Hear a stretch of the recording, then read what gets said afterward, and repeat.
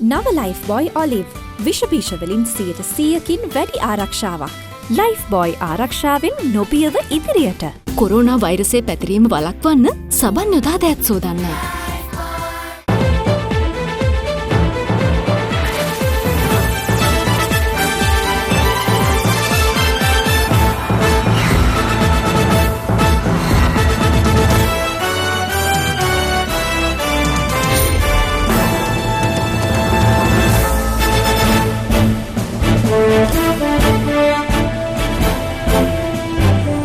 ආයුබෝවන් සියලු සමීක්ෂණ වාර්තා නැවත නැවතත් තහවුරු කළ ලංකාවේ අංක 1 ප්‍රවෘත්ති ප්‍රකාශය. පැත්ත ගියත් ඇත්ත කියන හිරු රාත්‍රී 9:55 සමගින බහුමත මම වලින්ද තිරිමා. මම ඉෂාරා දේවේන්ද්‍ර. මුලින්ම පුවත් සිරස්තල.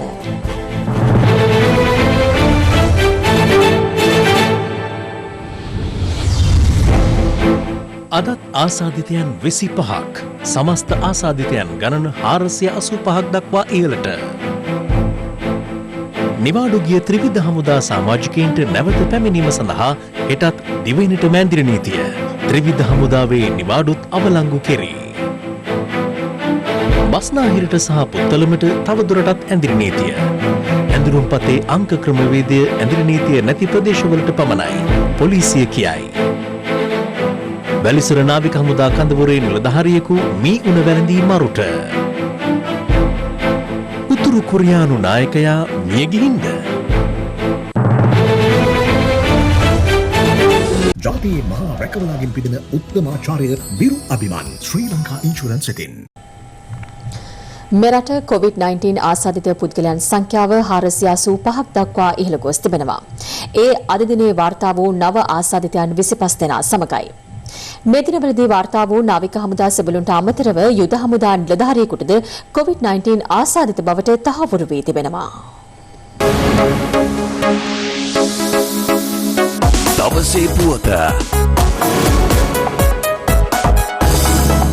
සීදු යුද හමුදා විශේෂ බලකා කඳවුරේ කපිතාන්වරයෙකු ලෙස සේවය කරන අත්තනගල්ල බෙමුල්ල ප්‍රදේශයේ නිලධාරියෙකුටද COVID-19 ආසාදිත බව තහවුරු වී තිබෙනවා. ඒ සමග ලබන 9 වෙනිදා දක්වා සීදු යුද හමුදා විශේෂ බලකා කඳවුර හුදකලා කිරීමට පියවර ගැනුණා. අදාළ ආසාදිතයාගේ බිරිඳ වැලිසර නාවික හමුදා කඳවුරේ සේවය කරන බවට අනාවරණ වී තිබෙනවා. මේ කඳවුරේ 150කට ආසන්න පිරිසක් ඉන්නවා. ඒ කණ්ඩායම ඊයේ සිට නිරෝධායනයට ලක් කරනවා. අපි ඊට අමතරව නිලධාරියා ආගිය තැන් හැමෙච්ච කීප දෙනෙකුත් නිරෝධායනයට ලක් කරනවා. මේ අතර පනාගොඩ යුද හමුදා කඳවුරේ ස්වේච්ඡා සේවකයෙකු ලෙස කටයුතු කරන බව පැවසෙන අලව්ව ගොරොක්ගස්දෙනිය ප්‍රදේශීය පුද්ගලයෙකුටද වෛරසය ආසාදනය වී ඇති බව තහවුරු වී තිබෙනවා. අලව සෞඛ්‍ය වලින්දාරි කොට්ටාසයට දෙවෙනි කොරෝනා ආසාදිත රෝගියෙක් හමු වුණා. ඔහු පනාගොඩ යුද හමුදා කඳවුරේ සේවය කරන නිලධාරියෙක්. එම පුද්ගලයා 4/11 දින අලව ප්‍රදේශයේ නිවසට පැමිණී ඇත. අවට ආශ්‍රිතයෙන් හඳුනාගෙන නිරෝධනය කර තියලා තියෙනවා. මේ වන විට වැලිසර නාවික හමුදා කඳවුරෙන් වාර්තා වන COVID-19 ආසාදිත නාවික සෙබළුන් ගණන 68ක්. ඊට අමතරව තවත් ආසාදිත සෙබළුන් 27 දෙනෙකු නිවාඩු ලබා නිවෙස් වෙත ගොස් සිටින අතර ඔවුන් ආරක්ෂිතව ප්‍රතිකාර වෙත යොමු කර ඇති බව නාවික හමුදා මුලස්ථානයේ සඳහන් කළා. වැලිසර නාවික හමුදා කඳවුර විෂ බීජ හරණය කිරීමේ කටයුතුද මේ දිනවල ක්‍රියාත්මකයි. මේ අතර අම්බලන්තොට පහළපොරගම මැදගොඩ ප්‍රදේශයෙන් COVID-19 ආසාදිත නාවික සෙබළුකු වාර්තා වීමත් සමග ඔහුගේ ආශ්‍රිතයන් නිරෝධායනයට යොමු කෙරුණා. 4/17 වෙනිදා තමයි නිවාඩු ඇවිල්ලා තියෙන්නේ. හයිවේ එකේ ඇවිල්ලා තියෙනවා ආමි වාහනයකින් පින්නදුව එතනට එනකල්. ඊට පස්සේ එතන ඉඳලා ඇවිල්ලා තියෙනවා පෙට්‍රෝලියම් එකේ කැබ් එකකින් බෙලියත්තට. ඊට පස්සේ බෙලියත්තෙන් එතනින් බහලා එයත් එක්ක තව ඇවිල්ලා තියෙනවා හුංගම ප්‍රදේශයේ නාවික නිලධාරී මහත්මයෙකුත් ඇවිල්ලා තියෙනවා. එයාගේ පෞද්ගලික වාහනයකින් ගෙදරට ඇවිල්ලා තියෙනවා. ඊට පස්සේ එයා 18 වෙනිදා පහළබරගම ගල්ලවිල පන්සලට ගිහිල්ලා තියෙනවා පූජාවකට. ඊට පස්සේ එයා ගොඩක් වෙලාට ඒ දවස් ටිකේම ගෙදර තමයි ඉඳලා තියෙන්නේ. හැබැයි ගෙදරට ඇවිල්ලා තියෙනවා ගොඩක් අය දවස් 5 ඇතුළත. ඒ අදාළ නාවික නිලධාරියත් එක්ක සම්බන්ධ වුණ කවුරු හරි ඉන්නවා නම් දැනුම් දෙන්න කියලා කාරුණිකව ඉල්ලා සිටිනවා. මේ අතර තනමල්විල සෙවණගල 13 ආමාර ප්‍රදේශයේ වැලිසර නාවික හමුදා කඳවුරේ සෙබළෙකුට COVID-19 ආසාදිත වීමත් සමග ඔහුගේ පවුලේ සමාජිකයන් PCR පරීක්ෂණයට ලක් කර තිබුණා. ඉන් තහවුරු වී ඇත්තේ ඔහුගේ බිරිඳට සහ වයස අවුරුදු 2කමාරක් වන දරුවාට COVID-19 ආසාදිත වී ඇති බවයි.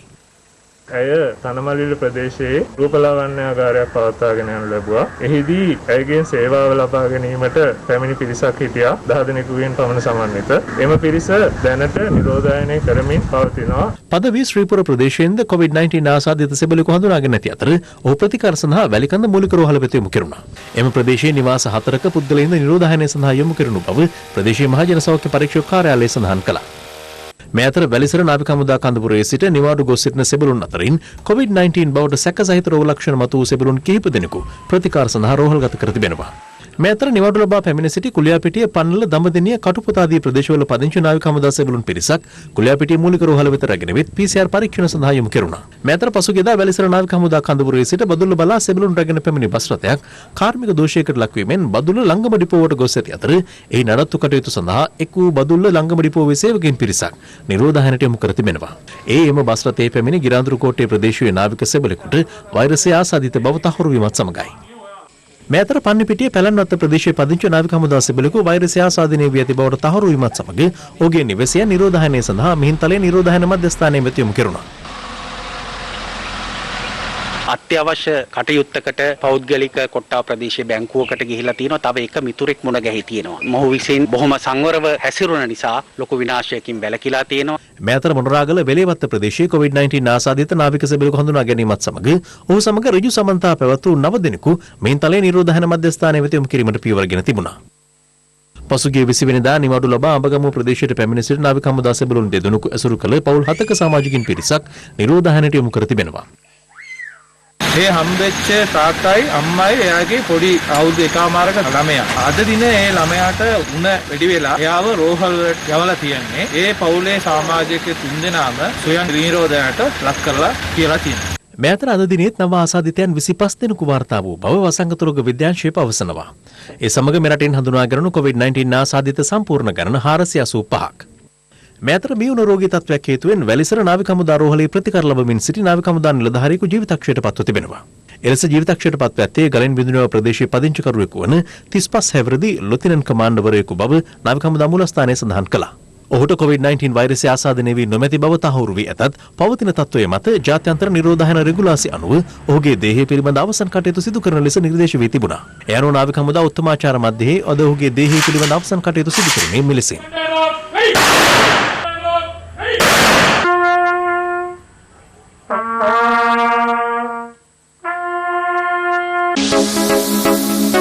දවසේ පුවත එදිනෙදා ඔබේ මුළු සිරුරටම රැකවරණයක්. සුදේශී කොම්බ සබන්. මෙරටින් තවත් COVID-19 ආසාදිතයන් 14 දෙනෙකු වාර්තා වී ඇතැයි වසංගත රෝග විද්‍යාංශය පවසනවා. ඒ අනුව මෙරටින් වාර්තා වන සමස්ත ආසාදිතයන් ගණන 499ක් දක්වා ඉහළ යනවා. දිවෙන පුරා ඇඳිරි නීතිය ක්‍රියාත්මක කරනු සමස්ත කාලය තුළ එය උල්ලංඝනය කළ පුද්ගලයන් 38500කට අධික පිරිසක් මෙවැනි විට අත්අඩංගුවටගෙන තිබෙනවා. මේ අතර ජනාධිපති මාධ්‍යංශය අද පස්වරුවේ නිවේදනය කළේ හෙට දිනේද රට පුරා ඇඳිරි නීතිය ක්‍රියාත්මක කරන බවයි. ජනාධිපති මාධ්‍යංශය නිකුත් කළ නිවේදනයේ දැක්වෙන්නේ නිවාඩු ගොස් සිටින ත්‍රිවිධ හමුදා නිලධාරීන් යලි කඳවුරු වෙත ගෙන්වා ගැනීම පහසු වන පරිදි හෙට දිනේදී දිවයින පුරා ඇඳිරි නීතිය ක්‍රියාත්මක කරන බවයි. මේ අතර ආරක්ෂක අමාත්‍යාංශයේ උපදෙස් පරිදි නැවත දැනුම් දෙනතුරු ත්‍රිවිධ හමුදාවට අයත් නිලධාරීන් සහ සිසු නිලයන්ගේ නිවාඩු සහ කෙටි නිවාඩු අවලංගු කර තිබෙනවා. අමාත්‍යාංශය නිකුත් කළ නිවේදනයක දැක්වුණේ දැනට නිවාඩු මත සිටින නිලධාරීන් සහ සිසු නිලයන් කඩිනමින් තමන් සේවය කරන කඳවුරු වෙත වාර්තා කළ යුතු බවයි. ප්‍රවාහන අපහසුතා ඇති නිලධාරීන්ට ආසන්නතම කඳවුරු වෙත වාර්තා කළ හැකි බවද යුද හමුදාපතිවරයා ප්‍රකාශ කළා. ත්‍රිවිධ හමුදාට අයත් සියලුම නිලයන්ගේ නිමාඩු මේ වන විට අවලංගු කරලා තිබෙනවා. මේ වන විටත් නිමාඩු ලබාගෙන නිවෙස් වලට ගොස් සිටින සියලුම අයලුන්ට තමුන් රාජකාරී කරන ලබන කඳුරු වෙත වහාම රපොර්තු කරන ලෙස ත්‍රිවිධ හමුදාවටම දැනුම් දීලා තිබෙනවා. කොළඹ ගම්පහ කළුතර සහ පුත්තලම දිස්ත්‍රික්ක හැර සෙසු දිස්ත්‍රික්කවල ඇඳිරි නීතිය 28 වෙනි අඟහරුවාදා සිට මැයි මාස 5 වෙනිදා දක්වා අලුයම 5 සිට රාත්‍රී 8 දක්වා යලි ඉවත් කරනු ඇති.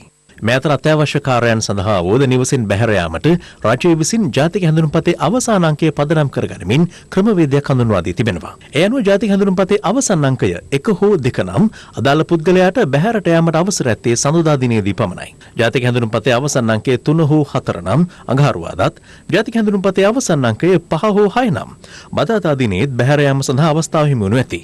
ඊට අමතරව බ්‍රහස්පතින්දා දිනේදී බැහැරට යාම සඳහා ඉඩ ප්‍රස්තාව ලැබෙන්නේ ජාතික හැඳුනුම්පතේ අවසාන අංකය අංකය 7 හෝ 8 ඇති පුද්ගලයන්ට පමණයි. ජාතික හැඳුනුම්පතේ අවසන් අංකය 9 හෝ 0 නම් එම පුද්ගලයන්ට සිකුරාදා දිනවලදී බැහැරට යාමට අවස්ථාව ලබා දෙන බව ජනාධිපති මාධ්‍යංශය නිකුත් කළ නිවේදනයේ සඳහන්.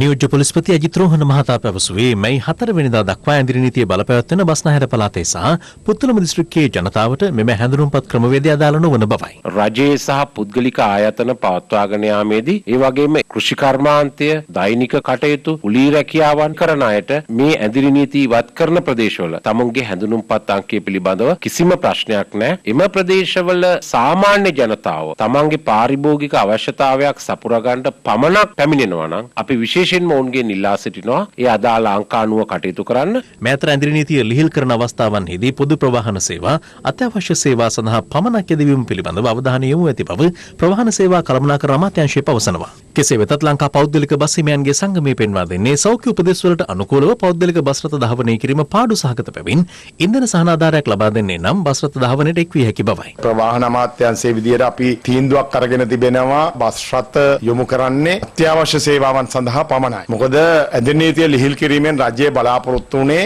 අත්‍යවශ්‍ය සේවාවන් පවත්වාගෙන යාම. ඒ වගේම රාජ්‍ය සේවාවන් කටයුතු කිරීම, කර්මාන්ත ආරම්භ කිරීම. නමුත් ජනතාව ඒකෙන් වැඩි ප්‍රමාණයක් තමන්ගේ අවශ්‍යතාව වෙනුවෙන් ගමනාගමනය කරන බව තමයි අපිට පැහැදිලිව පෙනෙන්න තිබේ. ඒ අනුව අපිට පුළුවන් කමක් නැහැ ඒ අයට අවශ්‍ය බස් රථ ප්‍රමාණයක් ලබා දෙන්න. රාජ්‍ය සේවයේ අයටත් පුළුවන් තරම්ම ඒ අයගේ පෞද්ගලිකව තියෙන මෝටර් සයිකලේ වෙන්න පුළුවන්, වාහනේ වෙන්න පුළුවන්, ඒ වයින් වැඩට එන්න කියලා තමයි කියලා තියෙන්නේ. ඒ වගේම පෞද්ගලික බස් සංගම් කරපු ඉල්ලීම තමයි ඒ අයට මේ 25 සීමාව පවත්වාගෙන ගියාම පාඩු සහගතයි කියන කාරණේ. ඒ කාරණේ අපි පිළිගන්නවා. නමුත් මේ රෝගියේ මර්ධනය කිරීමේදී අපි සියලු දෙනාටම ලාභ ලබලා මේක කරන්න බෑ. හැබැයි මාර්ගයේ ධාවනය කරනවා නම් අනිවාර්යෙන් මේ 25 නීතියට ගරු කරන්න වෙනවා. ඒ නීතියට ගරු නොකරමින් පෞද්ගලික බස් රථයක් ධාවනය වෙනවා නම් අනිවාර්යෙන්ම එයාගේ මාර්ග ධාවන බලපත්‍රය අහෝසි කරන්න අපි කටයුතු කරනවා. මේතර COVID-19 ආසාදිතයන් කිහිප දෙනෙකුම අනුරාධපුර දිස්ත්‍රික්කයෙන් වාර්තා වී ඇති පසුබිම තුළ පසුගිය දිනවල ඔවුන්ගේ ක්‍රියාකාරකම් සහ ඇසුරු කළ පුද්ගලයන් හඳුනා ගන්නා තෙක් අනුරාධපුර දිස්ත්‍රික්කයේ ඇඳිරි නීති ඉවත් කිරීම පිළිබඳව සලකා බැලිය යුතු බව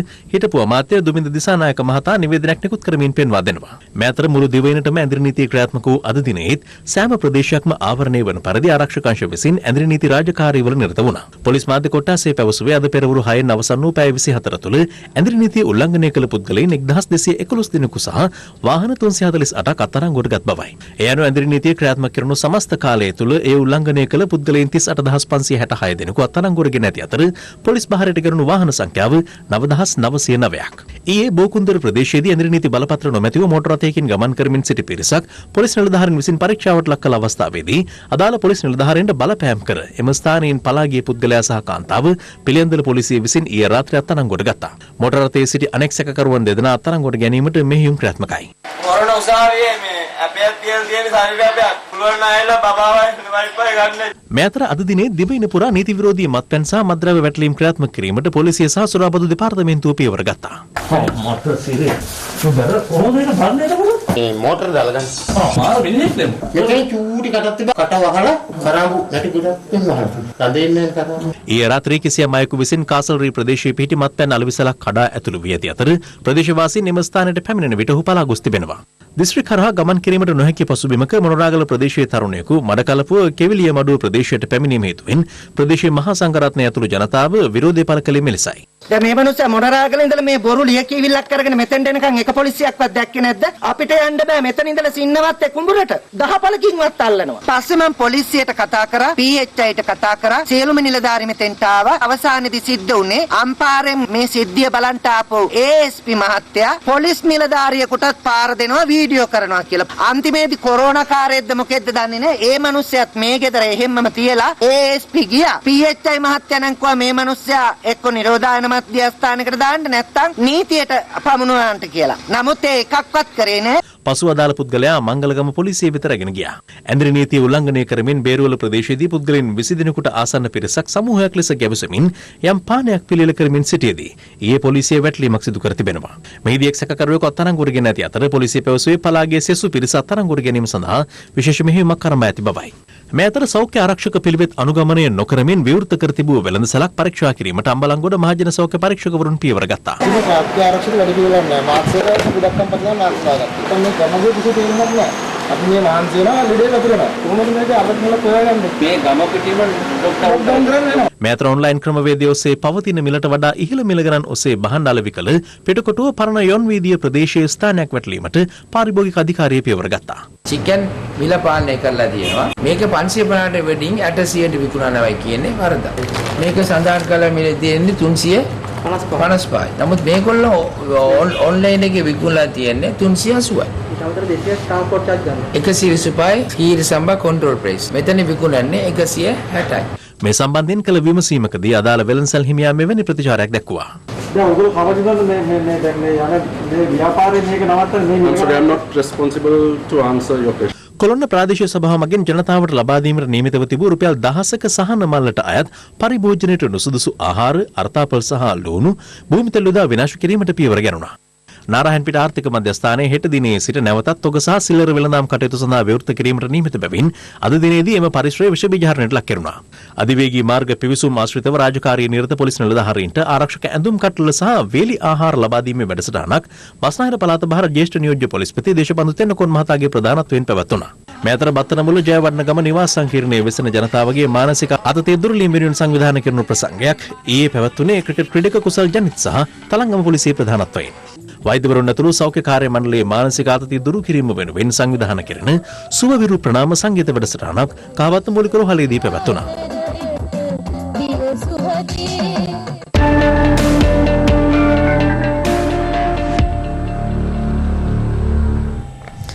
COVID-19 ආසාදිත තවත් පුද්ගලයන් 6 දෙනෙකු වාර්තා වීමත් සමග මෙරට COVID-19 ආසාදිතයන්ගේ සංඛ්‍යාව 505ක් දක්වා ඉහළ ගොස් ඇතැයි වසංගත රෝග විද්‍යාංශය පවසනවා. ඒ අනුව අද දිනය තුළ වාර්තා වූ රෝගීන් සංඛ්‍යාව 45ක්. COVID-19 වෛරසය ආසාදනය වීමෙන් ලොව පුරා ජීවිතක්ෂයට පත් වූ පුද්ගලයන් සංඛ්‍යාව 2,3798ක් දක්වා ඉහළ ගොස් තිබෙනවා. ලොව රටවල් රැසකින් මේ වන විට වාර්තා වන සමස්ත ආසාදිතයන් සංඛ්‍යාව මිලියන 3කට ආසන්නයි. මේ අතර ලෝක සෞඛ්‍ය සංවිධානය නිවේදනය කරන්නේ වෛරසයෙන් පූර්ණ සුවය ලැබුවන් නැවතත් වෛරසයට ගොදුරු වීමේ අවදානමක් පවතින බවයි. COVID-19 වෛරසයෙන් මේ වන විට දැඩි පීඩාවට ලක්ව සිටින ඇමරික එක්සත් ජනපදයෙන් වාර්තා වන ආසාදිතින් සංඛ්‍යාව මිලියනයකට ආසන්න වී තිබෙනවා. ඊයේ දිනය තුල පමණක් එරටින් නව ආසාදිතින් 35419ක් වාර්තා වුණා. නව පුද්ගල මරණ 2494ක් ගත වූ පැය 24 තුල වාර්තා වීමත් සමග ඇමරිකාවේ පුද්ගල මරණ සංඛ්‍යාව 54256ක් දක්වා ඉහළ ගියා.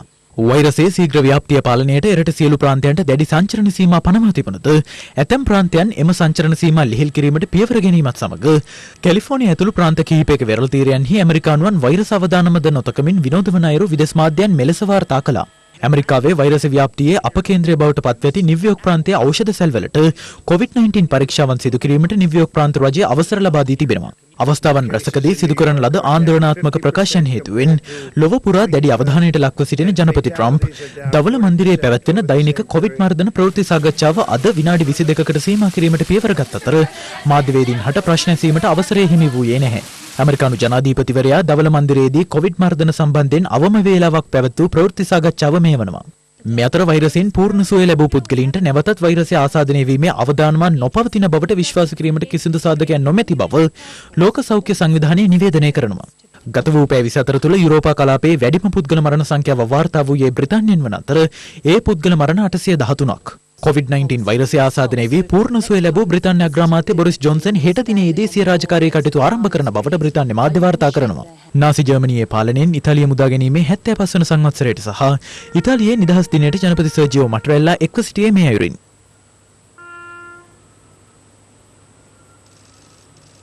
යුරෝපා කලාපයේ නූතන වෛරස් කේන්ද්‍රස්ථානය බවට පත් ඇති ස්පාඤ්ඤයෙන් ඊයේ දිනේදී නව ආසාදිතයින් 3995 දෙනෙකු වාර්තා වුණා. සති 6කට ආසන්න කාලයක් වෛරස ව්‍යාප්තිය පාලනයට ස්පාඤ්ඤ අකර්මණ්‍ය කර තිබූ අතර වයස අවුරුදු 14ට අඩු කුඩා දරුවන් හට නිවෙස් වලින් බැහැරව පැයක කාලයක් ක්‍රීඩා කිරීමට ස්පාඤ්ඤ රජය අද අවසරය ලබා දුන්නා. ඒ දරුවන්ගේ මානසික ආතතිය දුරු කිරීමේ අරමුණින්. මේ අතර අසල්වැසි ඉන්දියාවේ සමස්ත ආසාදිතින් ගණන 26283ක් දක්වා ඉහළ ගියේ නව ආසාදිතින් 1836 දෙනෙකු ඊයේ වාර්තා වීමත් සමගයි. ඉන්දියාව තුළ වෛරස ව්‍යාප්තිය ආරම්භ වූ දා සිට මේ දක්වා එරටින් දිනක් තුළ වාර්තා වූ වැඩිම ආසාදිතින් සංඛ්‍යාව මෙය වනවා. නවදිල්ලි නුවර රෝහලක හෙදියක් කොවිඩ් ආසාදිතයෙකු බවට අනාවරණ වීමත් සමග එම රෝහල වසා දැමීමට ඉන්දිය පාලන අධිකාරිය පියවර ගත්තා. ඉන්දිය පාලන කාශ්මීරයේ ගැබිරිමවක්ද වෛරසය ආසාදනය වී ජීවිතක්ෂරපත් ඇති බව ඉන්දිය මාධ්‍ය වාර්තා කළා. ඉන්දියා අග්‍රාමාත්‍ය නරේන්ද්‍ර මෝදී ඊයේ මාන් කී බාත් ගුවන් විදුලි වැඩසටහන හරහා ජාතිය ආමන්ත්‍රණය කරමින් කියා සිටියේ ඇසට නොපෙනෙන වෛරසයකට එරෙහිව සටන් වදින ඉන්දියා ජාතිකයන් සියලු දෙනා හමුදා නිලධාරීන් වන බවත් මුව ආවරණ පැළඳීම ශිෂ්ට සම්පන්න සමාජයක ලක්ෂණයක් වන බවයි. COVID-19 වෛරස අවදානමද නොතකමින් සිකුරාදා යාඥාවන් සඳහා රැස් වී සිටින ඇෆ්ගනිස්තානයේ ඉස්ලාම් බැතිමතුන් පිරිසක් මේ වෛරස ව්‍යාප්තිය ආරම්භ චීනයෙන් ගත වූ දින 10 තුල කිසිදු කොවිඩ් මරණයක් වාර්තා වූයේ නැහැ. වූහන් නගරයේ සියලු රෝහල්වල ප්‍රතිකාර ලැබමින් සිටින කොවිඩ් ආසාදිතයින්ද පූර්ණ සුවය ලබා පිටව ගොස් තිබෙනවා. COVID-19 වෛරසයෙන් දැඩි පීඩාවට පත්වීමෙන් පසු චීනය ආරම්භ කළ දෙවන විශාලතම මෙහෙයුම වන අඟහරු ගවේෂණ මෙහෙයුම සඳහා දුරස්ථ පාලන ඇන්ටනාව ස්ථාපනය කිරීම අද එරට ටියන්ජින්හි සිදු කෙරුණා. කොලොම්බියාවේ සංචරණ සීමා උල්ලංඝනය කරන පිරිස් වෙත තවත් පිරිසක් දඬුවම් කරන ආකාරය දැක්වෙන වීඩියෝවක් සමාජ මාධ්‍යයන්ගේ සංසරණය වෙනවා. මේ අතර කුඩා දරුවන්ගේ මානසික ආතතිය දුරු කිරීමට සහ COVID-19 සම්බන්ධයෙන් දරුවන් දැනුවත් කිරීමට ඊයේ CNN ප්‍රවෘත්ති සේවයේ විකාශනය කළ වැඩසටහන ජාත්‍යන්තර මාධ්‍යයන් රැසකගේ දැඩි අවධානයට ලක්ව තිබෙනවා. Why do we have to stay away from people but not our family? When will all of us go back to school? Why do some people get to go outside and I can't? It's not fair. This is tough. This is a hard time right now for everybody. Why is the virus taking a long time to go away? Another important question that the thing about this virus is be here for a while. මේ අතර COVID-19 ගෝලීය වසංගත තත්ත්වයත් සමග ඉන්දියාවේ කොයිම්බතූර්හි සිරවී සිටි ශ්‍රී ලාංකික සිසුන් 113 දෙනෙකු අද දිවයිනට රැගෙන එනු ලැබුවා. ඒ ශ්‍රී ලංකන් ගුවන් සේවයට අයත් UL 1193 දරන විශේෂ ගුවන් යානයෙන් දිවයිනට පැමිණි සිසුන් පිරිස ගුවන් තොටුපළේදී විස බීජ හරණයට ලක් කිරීමෙන් අනතුරුව නිරෝධායන මධ්‍යස්ථාන වෙත යොමු කරනු ලැබුවා.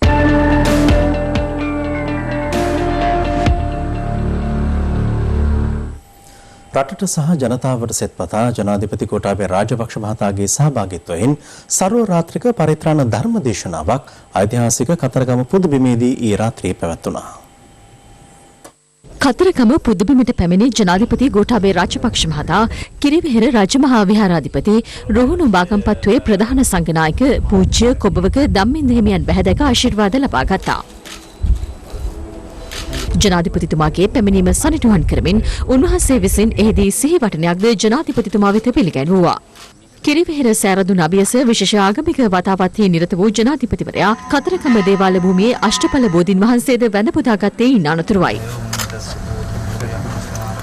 ජනාධිපතිවරයා කතරගම ශ්‍රී අභිනවාරාමේ විහාරාධිපති රුහුණු මාගම්පත්තුවේ ප්‍රධාන අධිකරණ සංඝනායක පූජ්‍ය කපුගම සරණතිස්ස හිමියන් බැහැදක ආශිර්වාද ලබා ගත්තා. කතරගම මහදේවාලය ඇතුළු සෙසු දේවාල වෙතද ගොස් ආගමික වතාවත්හි නිරත වූ ජනාධිපතිතුමා ඓතිහාසික රුහුණු කතරගම මහදේවාලයේ පැවති සර්ව රාත්‍රික පරිත්‍රාණ ධර්මදේශනාව ශ්‍රවණය කිරීමටද එක් වුණා. COVID-19 වසංගතය හමුවේ රට තුළ පවතින වත්මන් තත්ත්වය සහ පාර්ලිමේන්තු මැතිවරණයක් ඇඳවීම සම්බන්ධයෙන් පක්ෂ විපක්ෂ දේශපාලනඥයින් විවිධ අදහස් පළ කළා.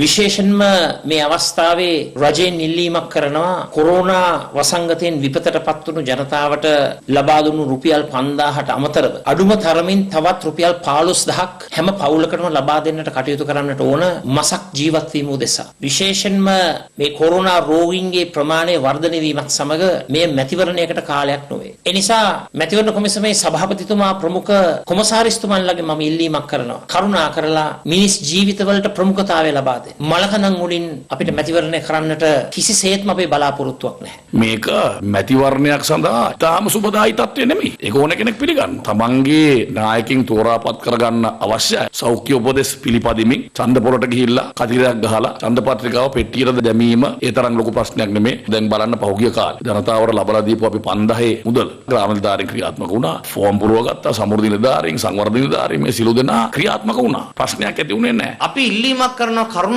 කරලා මේ රුපියල් 5000ට සීමා වෙන්නේ නැතුව අඩු ගානේ රුපියල් 5000ක් සතියකට ලබා දෙන්න. අපේ රටට විශාල ආධාර ප්‍රමාණයක් ලෝක බැංකුවෙන් වෙනත් රටවල් වලින් ලැබිලා තියෙනවා. ඒ මුදල් ප්‍රමාණය ඉස්සල්ලාම මේ රටේ ජීවත් වෙන ජනතාවට සාධාරණයක් කරා. මහජන මුදල් රටට ලැබෙන ආධාර එකෙක් ගිණුම් වලට යන්න ඕනේ නැහැ. ඒව සම්බන්ධයෙන් පාර්ලිමේන්තුවේ කතා කරන්න මූල්‍ය බලය තියෙන පාර්ලිමේන්තුවට ඒවට කතා කරන්න ඉඩක් ඕනේ. එහෙනම් පාර්ලිමේන්තුව අරින්න ඕනේ. මේ ලැබිච්ච ආධාර වේදම් කරන විදිය සල්ලි වලට වෙන්නේ මොකද්ද කියලා පාර්ලිමේන්තුවේ තිබුණා හොයා බලන්න පුළුවන් කියලා මේ නැත්තම් මේ සල්ලි හොරකම් කරන්න පුළුවන් කියලා කියන කිසිසේත්ම සදාචාරාත්මක අයිතියක් නැහැ. මොකද හේතුව මහ බැංකුව මංකොල්ල ගෑවේ ඔය කියන පරණ පාර්ලිමේන්තුවේ තියෙද්දි. ඒ නිසා තමයි අපි කියන්නේ පරණ පාර්ලිමේන්තුව ඔය විදිහටම පරණ තත්ත්වෙම තිබිච්චාවි. ඔය පාර්ලිමේන්තුව කිසිසේත්ම කැඳවීමේ අවශ්‍යතාවයක් නැහැ. එක පැත්තකින් කියන පාර්ලිමේන්තුව ඕනේ නැහැ කියලා. එහෙම කියනවා නම් අනිත් පැත්තෙන් අර්ථකථන දෙන්නේ බාරකාර ආණ්ඩුවත් ඕනේ නැහැ කියන එක. ඒ නිසා මේ කියන දේ කරුණාකර ඉතමට ආරක්ෂා වෙමු. මොකෝ අපිට මොනවා වුණා ප්‍රජාතන්ත්‍රවාදය අවශ්‍යයි. පාර්ලිමේන්තුව විසිරුව හැල්ලා තියෙන කියලා මේ විසිරුව තේරෙන්නේ නැද්ද මන් දන්නේ. මේ පාර්ලිමේන්තුව රිංගලා මේගොල්ලෝ නිකන් නෙමෙයි රිංග ගන්න හදන්නේ. ඔය තරුණ කට්ටියක් ඉන්නවා. ඒගොල්ලොන්ට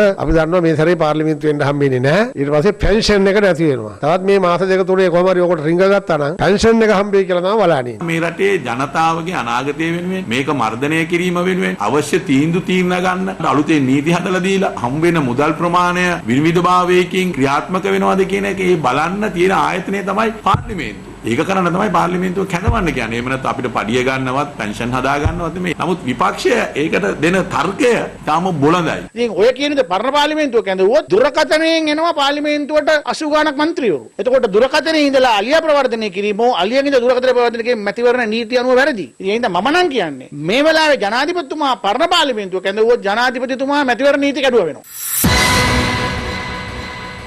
අදහට කුෂශාංගයේ තුලින් ඍජුවම ප්‍රශ්න කෙරෙන්නේ ජනාධිපති නීතිඥ මනෝහර ද සිල්වා මහතාගෙන්.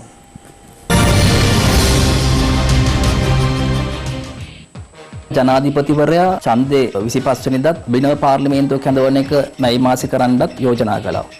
ඒ දිනයට පරිබාහිරව ගිහිල්ලා මැතිවරණ කොමසාරිස්වරයා දිනයක් ප්‍රකාශයට පත් කරලා තියෙනවා. දැන් විපක්ෂය නගින ප්‍රධාන තර්කය තමයි ජනාධිපතිවරයාගේ කතාව බල රහිතයි. දැන් ඔයි කියන්නේ කොමිෂන් සභාවේ යම් ක්‍රියාවකින් ජනාධිපතිගේ ක්‍රියාවක් අනීතික කරනවායි කියන කතාවනේ. යම් කිසි කෙනෙක්ගේ ක්‍රියාවක් නීත්‍යානුකූලද අනීතිකද කියලා තීරණය වෙන්නේ ඒ පුද්ගලයා ඒ ක්‍රියාව කරන අවස්ථාවේදී පවතින නීතිය යටතේ එය මේ නීතියට අනුකූලද අනනුකූලද කියන එක මත. එතකොට 75 ආවගන්තියේ තියෙන සියලු කරුණු ජනාධිපතිවරයා සම්පූර්ණ කරලා තියෙනවා. ආවගන්තියේ තියෙනවා අභිනව පාර්ලිමේන්තුවේ ප්‍රථම රැස්වීම සඳහා නියම කරන ලද දිනය ඉන්පසුව කරන ප්‍රකාශයක් මගින් වෙනස් කරනු ලැබිය හැක්කේය. එහෙත් පසුව කරන ප්‍රකාශනය මගින් නියම කරන දිනය මුල් ප්‍රකාශනයේ දිනේ සිට මාස 3කට පසු දිනයක් නොවන දිනයක් විය යුත්තේ කියලා. හැබැයි දැන් වෙලා තියෙන්නේ මේ මාස 3කට එහැංගිය දිනයක් නේද?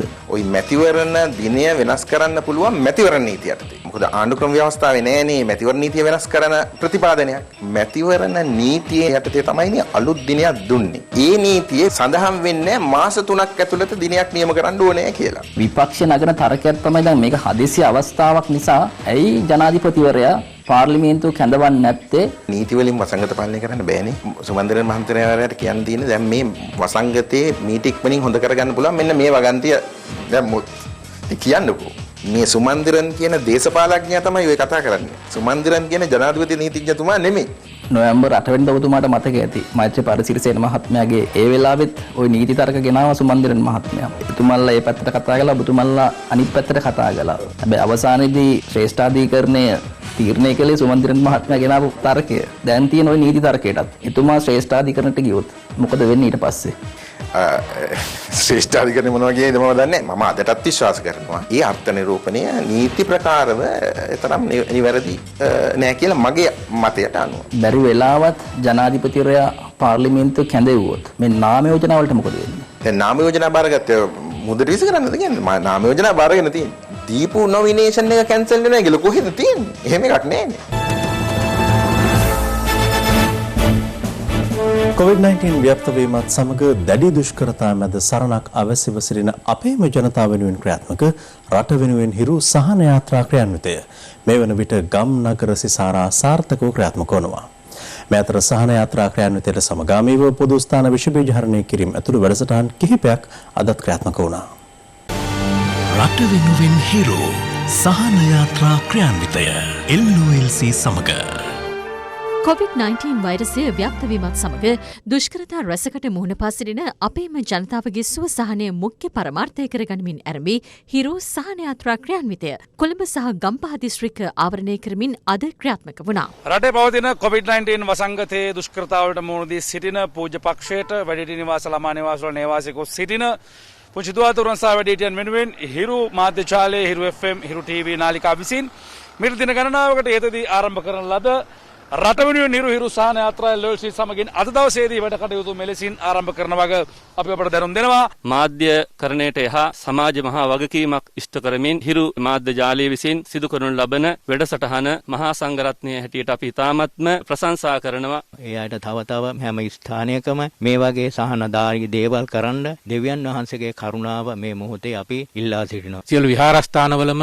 අවස්ථා හොයලා බලලා කරන කාර්යය ඉතාම අගයකට සලකනවා. හිරු මාධ්‍ය ජාලය අපේ රටේ ඕනෑම වේශනයකදී මහජනයා සමග වෙහෙර විහාරස්ථාන සමග කුළුපගව ක්‍රියා කරනවා. එනිසා මේ උත්තරීතර සත්කාරයේ පිළිබඳව කෘතවේදීත්වය පළ කරමින් ඉදිරියටත් මෙවන් ප්‍රජා සත්කාර සිදු කිරීමට තුනුරුවන්ගේ ආශිර්වාදය ලැබේවා කියලා අපි ප්‍රාර්ථනා කරනවා. විදේශයේ සෑම ආපදාවකටම ස්වභාවික උපද්‍රවයකට ලක් වුණ හැම අවස්ථාවකදීම හිරු මාධ්‍ය ජාලය මූලිකත්වයෙන් කටයුතු කළා. අපි ඉතාමත්ම පුණ්‍යානුමෝදනා සිදු කරනවා මේ වගේ සත්කාරයක් මේ ආයතනය මගින් මේ රටේ මහ ජනතාවට සිද්ධ කිරීම වෙනුවෙන් හිරු මාධ්‍ය ජාලය තවදුරටත් ජනතාව අතර ප්‍රචලිතත්වයට පත් වේවා කියලා අපි ප්‍රාර්ථනා කරනවා. කිසිදු ආගම් ભેදයකින් ජාති ભેදයකින් තොරව මේ සිද්ධ කරන සත්කාරය අපි බෙහෙවින් සතුටු වෙනවා. මේ ව්‍යසනකාරී වසංගත තත්ත්වයන් හමුවේදී මේ පින්වතුන් විසින් ඒ ආගමික මධ්‍යස්ථාන වෙනුවෙන් මේ සිදු කරන ලබන උදව් උපකාර ඒ සහනය සැලසීම ඉතාම වැදගත් කොට අපි සලකනවා. මේ අතර COVID-19 වෛරසය අසාධනය වීමේ වැඩි අවධානමක් ඇති වැඩිහිටියන් ඉන් ආරක්ෂා කර ගැනීමේ අරමුණින්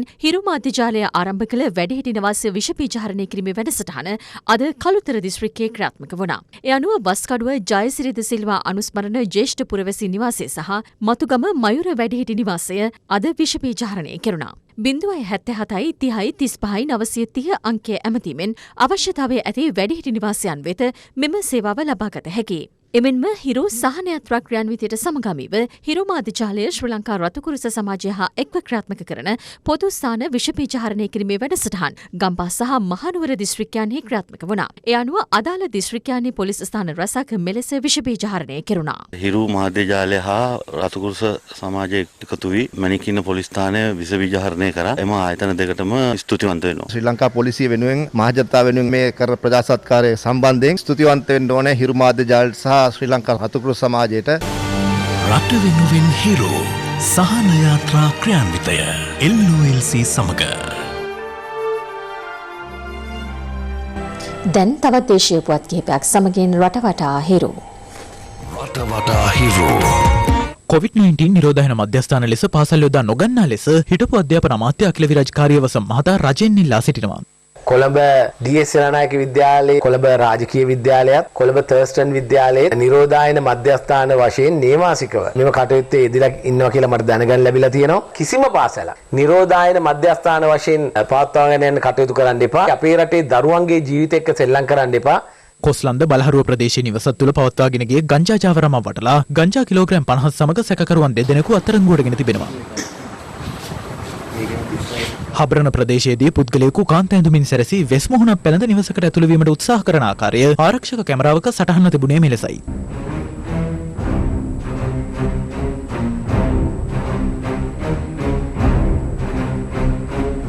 උහන ගලපිටිගල ප්‍රදේශයට වනාලියෙකු පැමිණීම නිසා ප්‍රදේශයේ ජනතාව දැඩි පීඩාවට පත් වුණා.